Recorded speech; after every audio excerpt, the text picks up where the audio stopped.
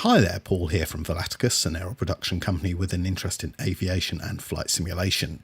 Today, an attempt into one of the world's shortest runways, one that will challenge the most capable short takeoff and landing aircraft. Except on this occasion, I'm attempting it in the Cirrus Jet to see how far I can push the limits of that aircraft. The airport's set on the island of Saba, next to a potentially active volcano, sitting in the Dutch Caribbean. One Shell Ewalskin Airport TNCS is just 400 metres long, or 300 metres for landing. With cliffs on one side and a sharp drop into the sea at both ends, this approach will push the nerve and capability of any pilot and aircraft. Despite its stats, this one doesn't make it into the top 10 most dangerous airports in the world. And quite frankly, nor should it. Yes, it has a short runway, and yes, it is set in unforgiving surroundings. But it's actually well within the capabilities of small aircraft flown well. The surface is good, mostly flat, and unlike some of its hair-raising cousins, it can be flown into and out of without any special procedure or technique. It's just like any other 400-metre runway, or should that be 300 metres, except it's set right beside an active volcano, with a sharp drop at both ends eclipsed on one side by the volcano wall.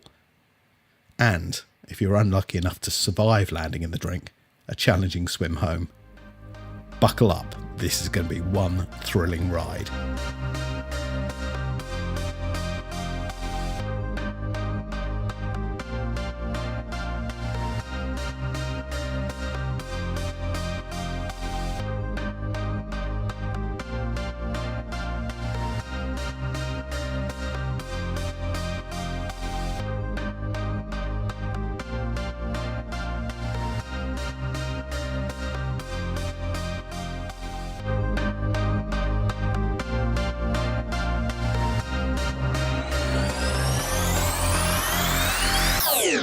Okay, here we are parked at the threshold for runway 12.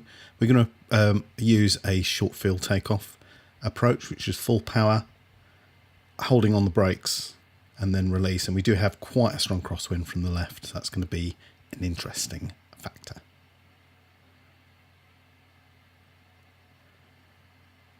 So the other thing about the short field is to get off the ground as soon as possible.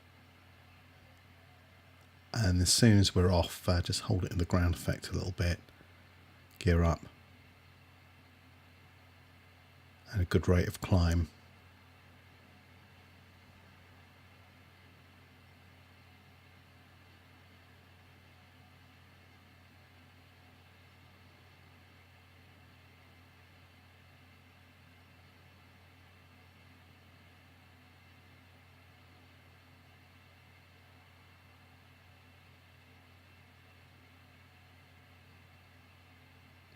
And you can see where the airport's situated next to the volcano there, so it's going to be critical we get the approach correct.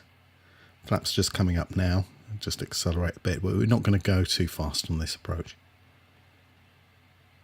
One thing about these kind of approaches, you've got to nail the height and you've got to nail the speed, and also got to get the aircraft lined up with some distance so you can prepare all of those things.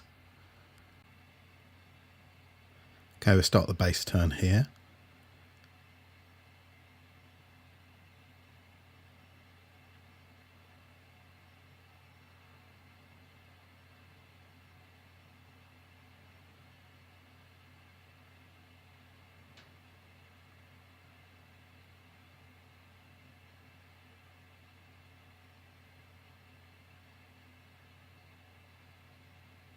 And one stage of flap,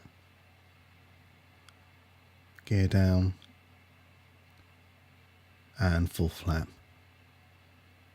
And it's critical we get the right approach. We don't want to be too steep, and obviously we don't want to come in under the approach profile. So the speed and the approach absolutely critical for nailing this. Now in this aircraft with full flap, you do need quite a bit of power to stop dropping like a rock, which is something else we don't want to do.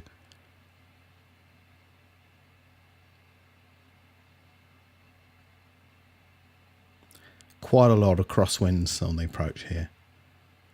It's making it a little bit more challenging, but we've got a good strong wind down the runway.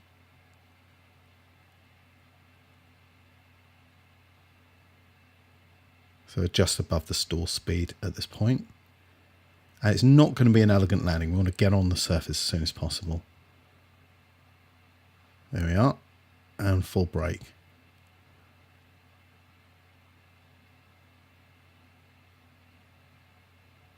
And we didn't even need that extra bit of runway. So even with an aircraft like the Cirrus Jet, it's going to be obviously slightly faster than a typical piston aircraft. If you nail the speed and the approach, then you're able to get into even short fills like this one. If you like what you see, give it a thumbs up and please subscribe if you like this kind of content. I'll see you on the next one. Take care. Goodbye.